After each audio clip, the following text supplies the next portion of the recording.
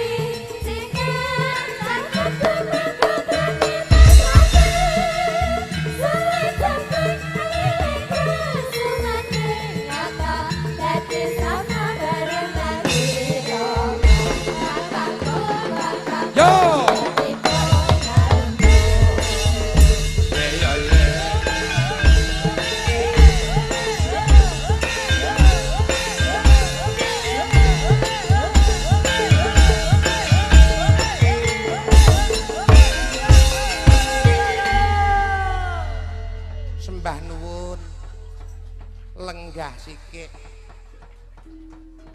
Tanpa kanyono-nyono, aku lawan kowe bisa sowan ngestokke dawuh no. Iya. Durung nganti akeh sing bakal ndak aturake.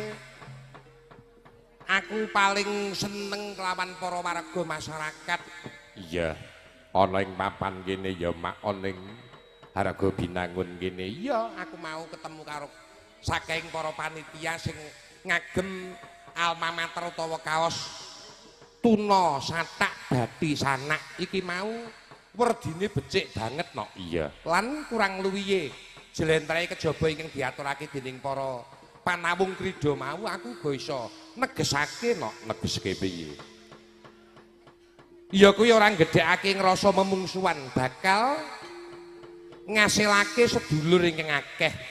Monggo Gusti paring dawuh yen sapa akeh sedulure lan akeh sanake mula ing kono bakal dadi serana dalaning rejeki saka ngersaning Gusti pinaringake marang para titah lan umate. Oh ngono ya mak. Iya, iki uga aku kelawan kowe wengi iki diregengake dening Widawati utawa bintang tamu ingkang padha rawuh. Wis padha rawuh. Lho piye ta? Mbak Elisa Orcarus Alasu ya rawuh. Wis rawuh Tanggung jawab kok no. Oh iya. Iki saiki jan jarang-jarang tenan dadi siji awak dhewe ya no. Mergo jam terbangi pancen luar biasa. Mbak Elisa Orcarus Alasu ki aku ya ngaturke gunging panuwun kang tanpa pepindhan karo Mbak Elisa. Dening perjuangane Mbak Elisa ki aku ya njur dikenal nguwong no. Biyen ki aku wayange turut lawingang. Oh iya. Njur bebarengan karo Mbak Elisa Orcarus Alasu iso saya mekar njur iso dandan-dandani alate kok didik no. Oh iya. Uga Mbak Apri lan penyanyi Mbak Mimin Saputri. Oh iya. Iya ya mak. Pokoknya bengi iki luar biasa tenan. Iki pesindene yang nggawa anak-anakku lan ora lali wong tuaku dhewe kuwi jimatku. Penyanyi makku ya tak kanthi nggo mak tindak niki anake pentas ning kono ya diberkahi mak. Oh iya ning Kanggo Purwaka apa mak arep ngaturke apa? Nak iki sakgurunge sing werna-werna tak aturake aku kepengin ngaturake pisungsung sing kepenak. Tak caoske para sesepuh pini sepuh. Oh iya iya ngono ya mak.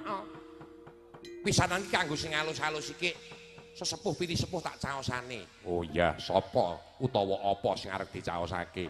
Sinom Parijata sikik iki ndak caoske marang Dinas Kebudayaan Kabupaten Sleman. Iya. Ingkang tansah nguri-uri jejeking kabudayan. Oh iya iya. Lan uga tak caosake marang para-para ing padha lenggah Bapak Kepala Desa, Bapak Kapolsek, Bapak Dan Ramil, Iya. Bapak Camat uga. Lan kabeh para rama-rama ingkang padha kepareng lenggah. Oh iya ngono ya mak. Sinom Parijata. Cakepane Sak mangsane pasamuan. Oh iya. Sapa sing dikawiti utawa sing didhawuhi ngawiti Sinom Parijata iki? Aku njaluk tulung karo anak wedok Denok Jesslyn Larasati. Oh Denok Jeje. Iki sandingku iki. Iki ya anak wedok mantu burung. Ya. Ya nak samangsane pasamuan nak. Ya. Ya. Samangsane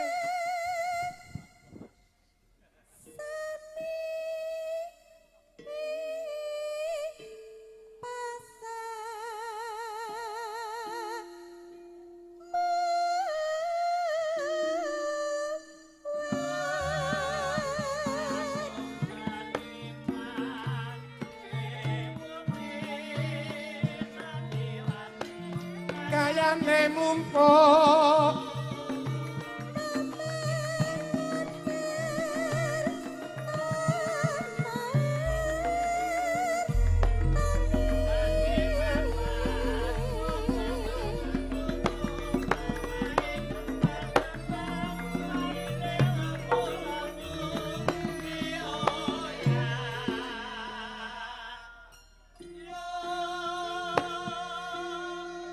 leres nggih no, namine Jesslyn Larasati.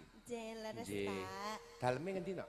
Daleme Ambarawa. Ambarawa, Banyu Biru nggih. Kabupaten Semarang. Kabupaten Semarang. Nggih, kecamatannya Banyu Biru. Kecamatannya Ambarawa. Oh, kecamatannya Ambarawa. Oh, nggih. Berarti cepak karo rawa pening sampean. Nggih. Sesuk bapak mancing nang kono no, sesuk. Banyu Biru niki nggone rencanane jenengan, Pak. Sapa? Sulamin. Oh, Sulamin ngerti ro Sulamin to kowe?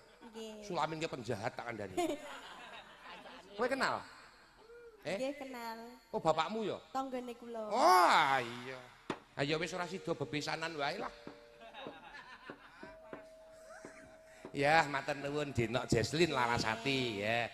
Sambung sandinge nak. Yo, iki idolane supirku iki.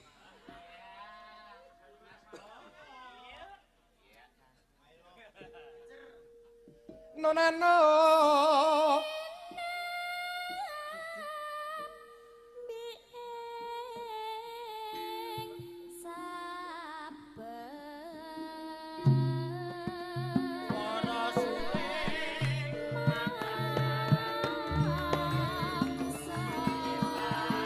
Bali ngulon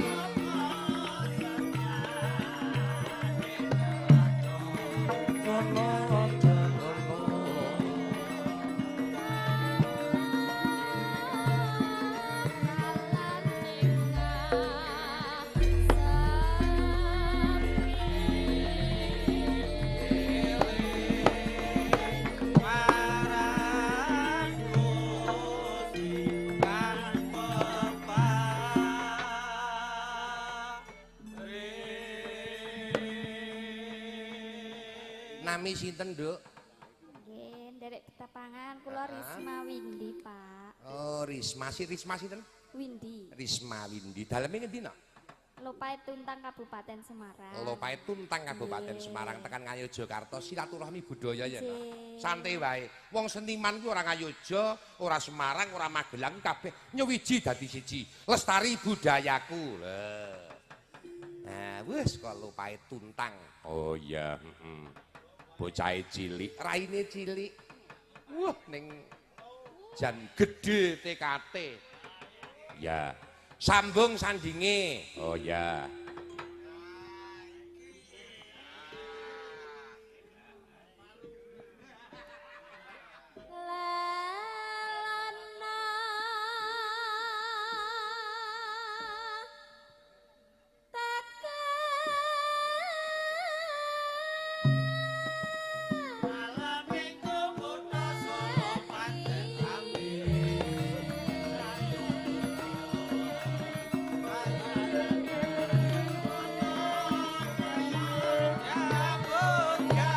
Iya yo yo yo.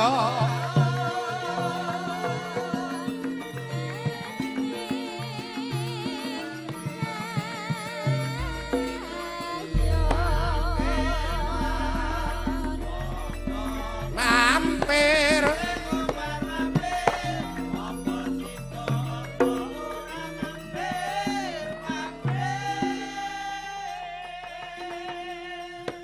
nama siapa no? Dari Ketapangan, kula Fania, Mak Cangi. Fania, daleme ndi no? Kota Salatiga. Oh, Salatiga, cepak sembir nggih. Nggih, kula kidule.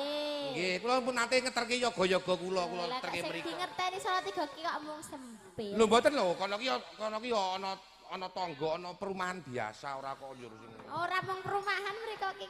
Napa? Wisata rohani. Oh, wisata rohani. Iya. Nggih, nembah nuwun. Saking Salatiga nggih, Nak nggih. Nggih, tasih sekolah? Mboten. Oh, sampun rampung. Sampun. Nggih, wah luar biasa tenan. Ya, saiki sandingi meneh iki duplikate Mbak Elisa Orcaro Salaso. Oh iya. Biyen durung gelem nyinden tak paksa-paksa nyinden, Nak. Sok suwe-suwe nyinden lak ana sing kembar karo kowe. Sapa? Sinten to, Kang? Lho, bintang tamu kondange. Iki juniore Mbak Elisa iki. Ayo nak, kaya apa?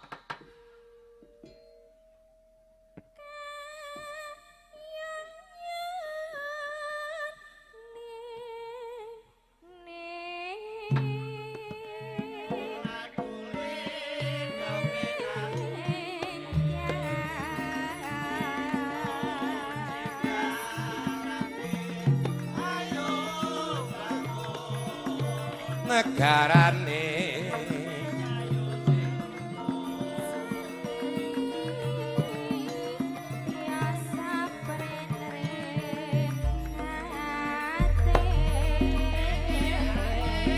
ya oh iya oh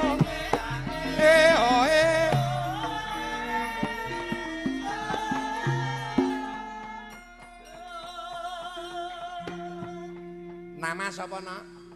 Riris. Oh iya Riris. Saking Pakis nggih? Saking Pakis. Nggih, wah menika adi kula piyambak. Jan saiki iso mandang wis mecah pamor saya ayu. Pinter le macak kowe saiki nak. Napa mbiyen mboten ayu? Oh, mbiyen ki ora bejaji. Lho wong Mbiyen ki pertamane ning panggung ki kusi tak omongi. napa nggih? Iya urung iso apa kuwi menyelaraskan antara make up dengan raine iki kudu piye, iki urung iso.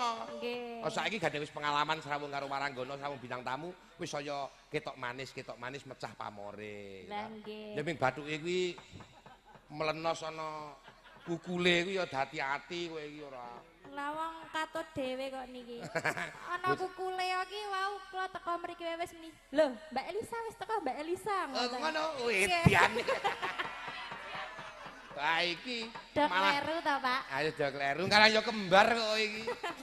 Kembar apane? Heeh, dan kembar li awake ciling barangku. Lah nggih. Iya.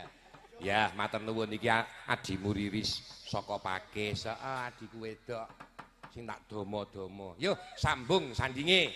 Mangga. Nano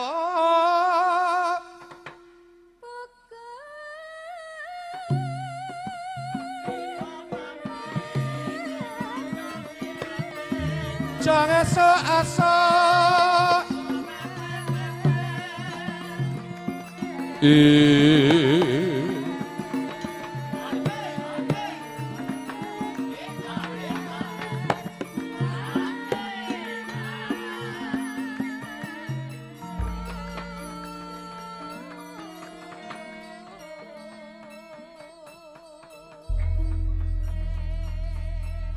Sip. Nama siapa, Nok? Nggih, nami kula Hindi. Hindi Pramesti. Hindi Aji Prameswara nanti. Oh, waidian. Bapaknya dalang nggih? Nggih. Wah, kudu sampean duwe maratuwa dalang juga. Kok ngaten? Nggih, oh bapaknya dalang iki kudune ya besanan dalang iki besanan ro dalang. Ben apa ta? Yo ben saya makar budayane kok ya sampean ya ora. Nggih. Saking dalem pundi, Nok? Nggih, kula Kebumen. Kebumen. Ados kok Kebumen. Ya, matur sembah nuwun. Iki aku tak njaluk gungan sikik sak gurunge bintang tamu, Nok. Engko nek wis bintang tamu ku wis culos sak seteruse. Oh iya. Arep njaluk gungan sapa? Lho, aku nek ora karo adi wedok nduk pipit ki wis. Saiki angger aku makan nyambut gawe iki ana pipit ora iki, Pak? Ora melu. Wah, aku tak ra mangkat aku. Amune ana pipit ngono wah gasik-gasike ya gane. Mangga, Nduk, nyuwun pun paring ana pangkur, bawa pangkur. Nano. Cakepane monggo sak kersane sampeyan, Nok. Sing tok senengi mesti apik. Ya. Mingkar mingkut rengu kara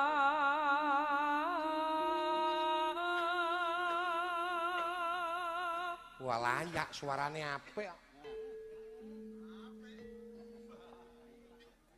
akarana karenan marati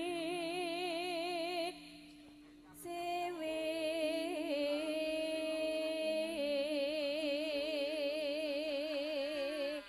Pipit daleme pundi, Nok? Nggih, kula keluar. Luar menika nderek Magelang nggih. Nggih. Nggih, berarti panjenengan kala wingi ya sampeyan ki sak kabupaten karo aku nggih ta? Nggih. Kala wingi ngginakaken hak pilih mboten? Pesta Kula. demokrasi nggih. Kula golput. Wow, ora tanggung jawab. Noblos nggih.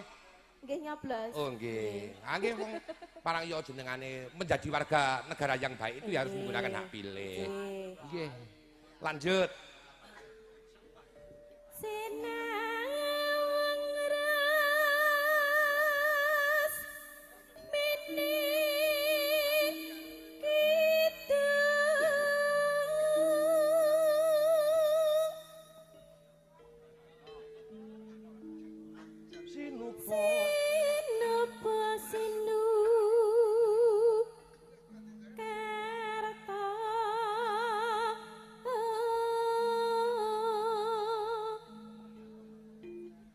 mrehke tarata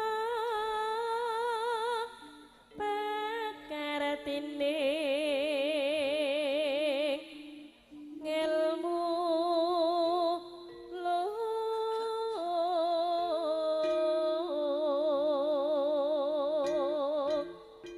kang tumraping ning tanah Jawa.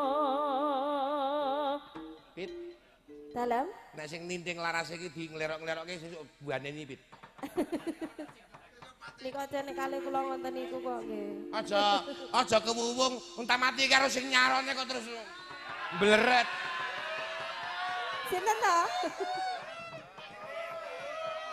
Ana sing mengidolakan nih, karo sampean mengidolakan.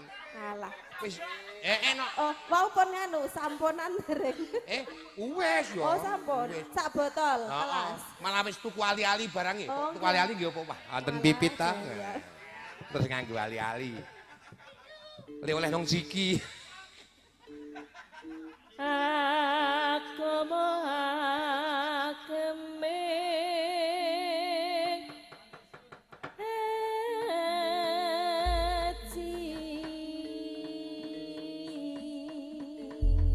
Ya sinden kur. Jebul kae.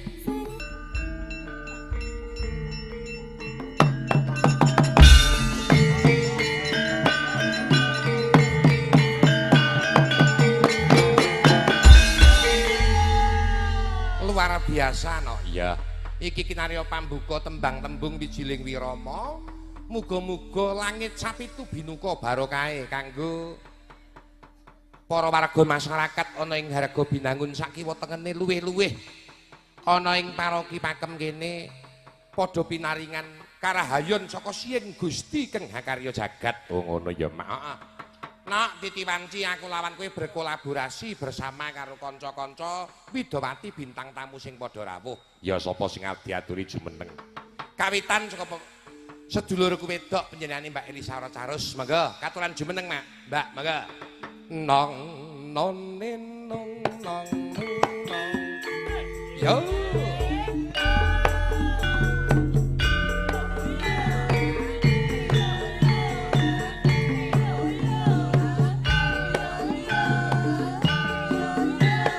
Yo.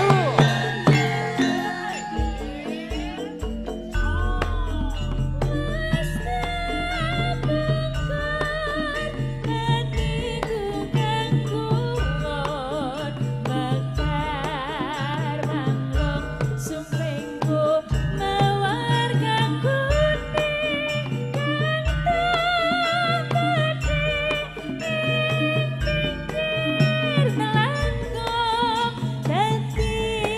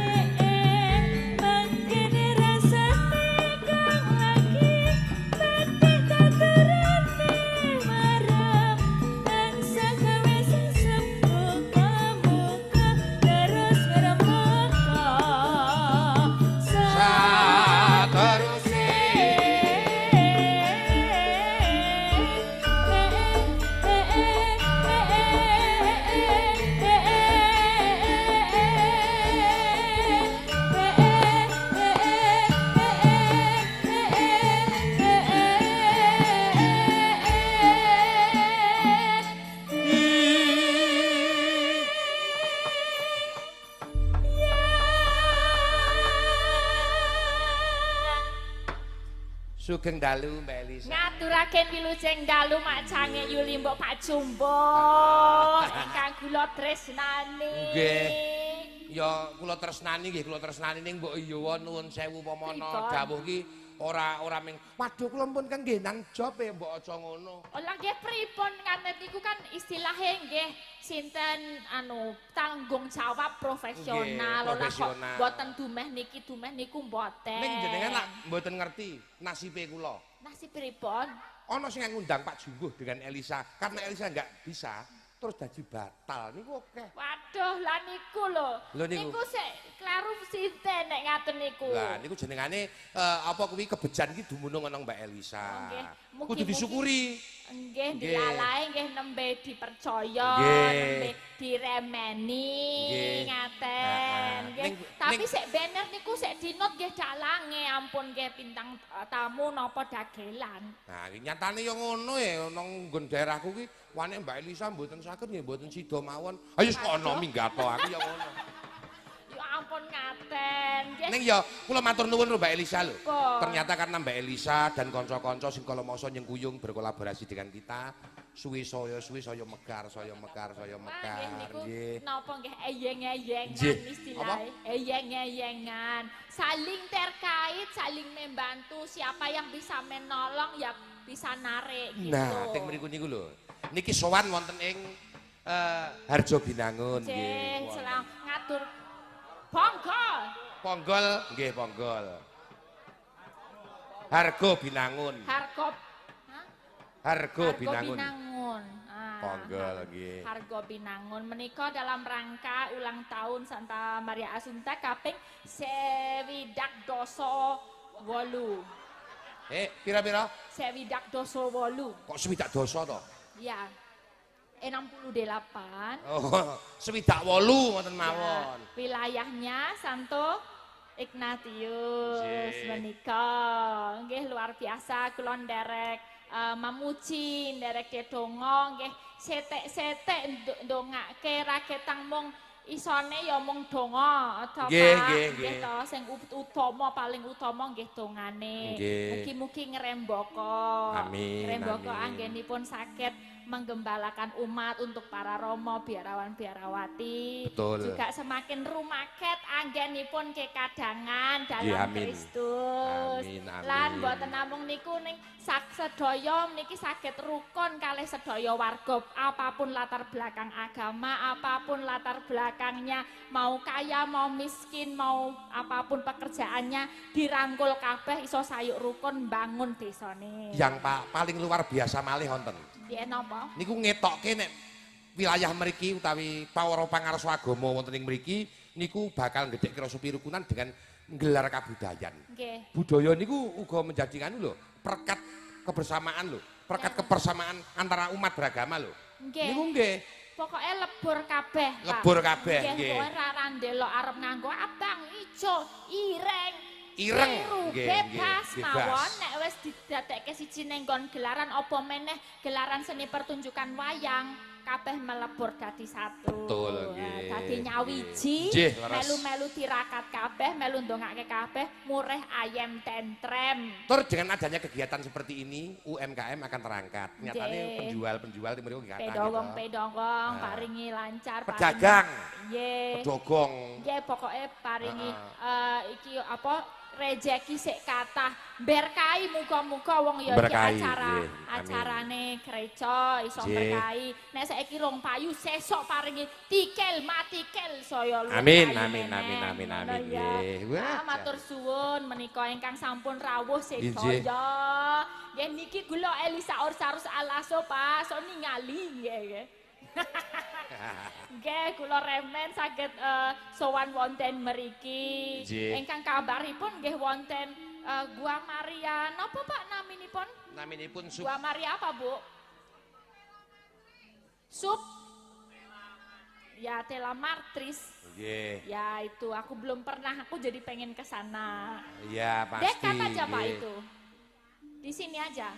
Oh ya, siap. Nggih. Luar biasa iki. Ya, mugi-mugi sakit berkahi. Katanya juga kayak gitu, Kak. Yang namanya kepercayaan itu sendiri-sendiri ya, Pak. Betul, betul. Kayak gitu, kalau udah doanya kuat, bisa sowan, bisa doa dengan sungguh-sungguh ya diberi kesembuhan. Nggih, nggih. Apa yang jadi doanya ya dikabulkan. Betul, Ngaten to, Pak. betul. Nggih, mugi-mugi Tur kula sakit. sing paling heran niku ting pundi mawon sing kepareng lenggah pinangka rama niku ora teng Jogja, ora teng Magelang, ora teng kula gumun lho Mbak Elisa. Napa?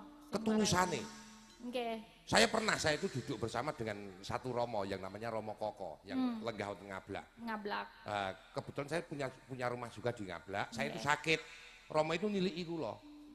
Menjenguk saya sakit. Oh, pas sakit dulu itu? Iya, saya iya. dikasih jeruk loh. Dikasih Dapet jeruk. Katanya jeruk dari Cina katanya. Oh. Coba ini Pak Jumbo ini dibikin minum. Dari jeruk itu saya minum. Ternyata itu sembuh sampai sekarang. Wah, Loh, saya kuwi lho. Sakjane antara kepercayaan jenengan mempercayai Romo yang mendoakan jenengan, Iya. juga ketulusan Romo yang mendoakan Iya, iya. lewat Ati ketulusannya mriku niku memberi lho. ceruk lho. nggon ketulusan niku sing paling dadi nimbulke rasa napa nggih? Mandi nggon bab napa-napa nggon ketulusan niku. Nah, Nggih ta? siji tulus, loro prihatin. Nah, Sing nggih. kalah prihatin, Pak Jumbo dadi dalang prihatine apa? Paling ya gungkum. Poso. Gungkum ora? Kungkum aku ya, ning sok ora nganu ora kabeh. Ora. Gungkum mung drijine to. Nek driji ki ora kungkum. Driji kok kungkum, driji ki ndulek.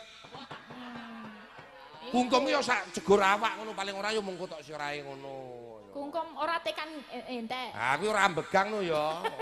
Ya kuwi abot poso paling. Tapi kalau Romo itu luar biasa Nggih. untuk membiaranya itu wis itu yang sangat susah. Jadi ketulusannya untuk membantu umat melayani Tuhan niku saged dados tuladan buat Nggih. semuanya. Mbak Elisa, Nggih. malam ini kita juga live streaming 2 channel sekaligus. Ya napa? Nggih, Ele. menika Ele channel kalian TVS Wayang. Oh, TVS Wayang matur Nggih. suwun menika saged dipun live streaming dados nggih mboten namung wonten mriki kemawon tapi Nggih. saged dipun tingali dipersani saking sedaya daerah nggih wonten Indonesia lan luar negeri. Nggih, saengga niki wonten ugi kanca-kanca sedulur-sedulur ingkang wonten Magelang, wonten Semarang, wonten Boyolali ugi kirim salam kagem Mbak Monggo, Elisa. sinten? Nggih, menika saking nyanipun Pak Lurah Broto ing Grabak Magelang. Nggih.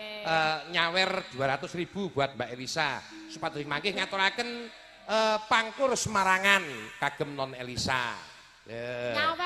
Nyawer ki transferi lewat nggone sapa? Liwat nggen kula. Wah, ya iki ngalamat. Ora, iki tetep tak gawake ditike tak andani. Mbak Elisa.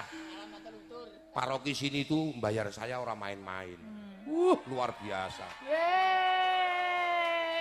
Tanpa ngenyang. Ya tanpa ngenyang apa-apa padake wong remeh ngono ya. Mboten ngawis Pak, mboten padake Berarti napa. wis cukup to? Nggih cukup. 200 endi? Lho iki lho tak gawake lho. Ben kena nggo persembahan ngono lho. Lho, oke siap monggo Lho iki diaturke. tenan iki kita nggo persembahan kok ya. Luar biasa. Tepuk tangan buat Bapak Elisa. Sini, ya. Mangke kagem menawa persembahan menika pun kersakaken pangkur Semarangan. Ugi menika kala wau wonten salam saking jenengan Pak Ari ingkang pinangka anggota DPRD. Wah, dangu mboten kepangke Pak Ari. Nggih, sakmenika sampun lenggah jumeneng pinangka anggota DPRD Abet Magelang. Menika ugi ngaturaken salam kagem para warga masyarakat. Ngaturaken wilujeng dalu Pak Dalang. Nderek mangayu bagya dhateng para rama ing paroki wilayah Sleman, Ngayu Jakarta. Mugi-mugi tansah winengku ing karaharjan. Mugi Gusti amberkahi kagem wungon tirakatan. Niki nggih salam dari dari Klaten, ada Pak Mario sama Pak Prastoto di Wonogiri juga nyimak. Oh, Menika, iji. mengke dikirim-kirim lagu. Oke, menika napa Luar nggih? biasa ini. Napa? Malam ini saya mendapat anugerah yang luar biasa. Apa ini? Mayang di sini ternyata ini cucu saya lahir. Weh, derek bingah Pak Jumbo. Siap, nggih, matur sembah nuwun. Lah ya waduh, lah ya piye iki? Nyumbang iki. Oh, dadak dibiwarake ya dadak repot. Ya, iki berkaing poro-poro kang padha rawuh. Wah, metu lanang ya putuku. Lenang. Lanang. Alhamdulillah. Udah dikasih nama belum? Ya belum loh ya. Oh ya, yang ngasih nama mau mbahnya apa anaknya sendiri? Ya nanti tak tarik karo bapakne. Kowe arep iya. jenenge ora lenek ora tak jenengi. Kowe duwe jeneng apik e. Apa? Petet Mego. Apa petet? Petet Mego. Petet mego ya apa? Gatut Kaca to ya. Oh, kaca. Ya. Nggih, Oke. Monggo Mbak pun aturaken Mbak. Nggih, ini sedikit serak tapi ya dicoba. Nggih, ora apa-apa. Mingkar mingkuring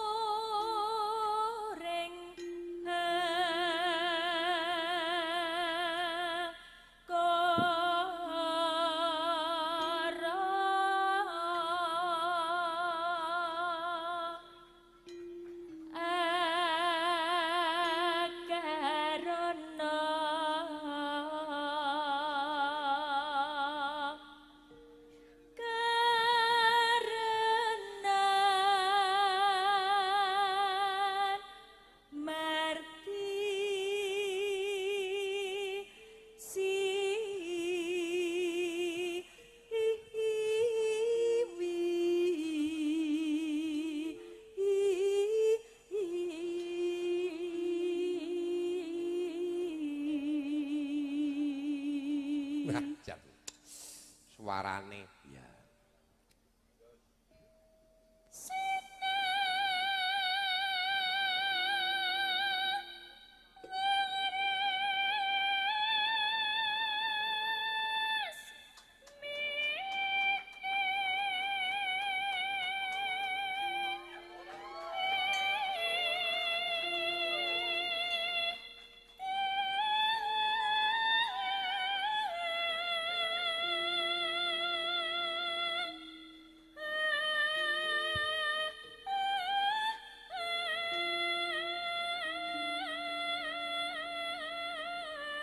Wah, jos.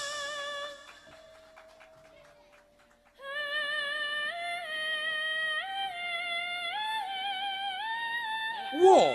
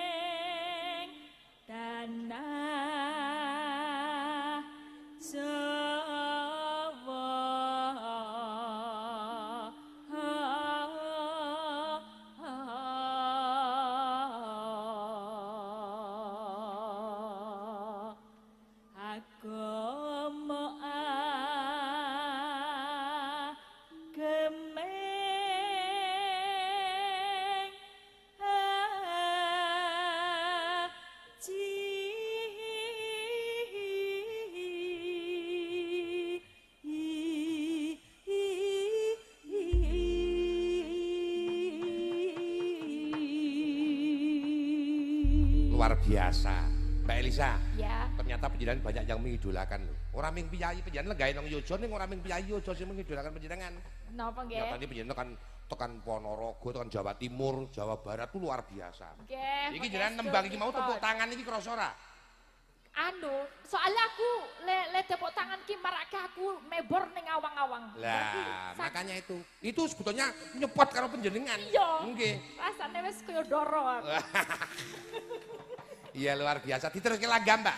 Apa? Napa lagame napa? Abang gua sak senenge sampean. Oh iya, yang saya kirim buat Pak Prastoto sama Pak Mario tembang kangen tadi permintaan. Oh nggih, tembang kangen. Monggo, tembang kangen. Dados.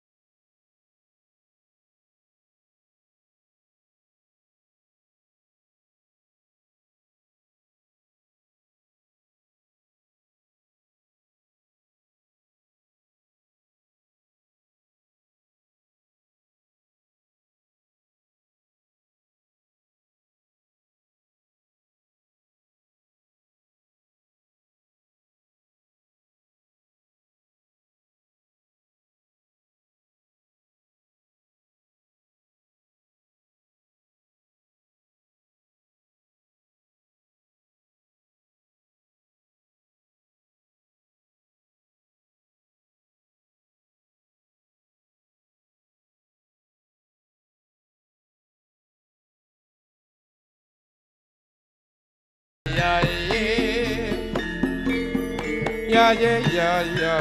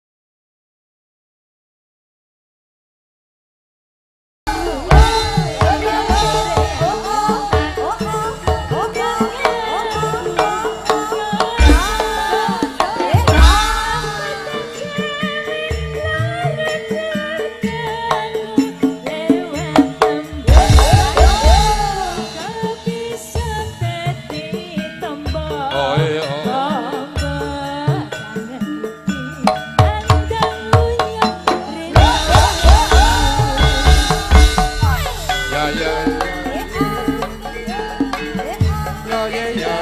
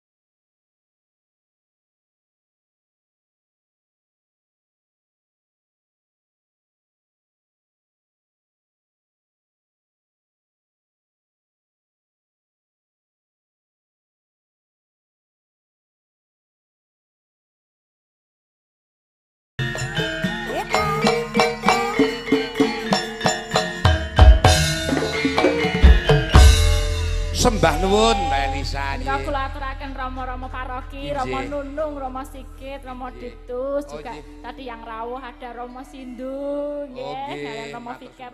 Saya haturkan.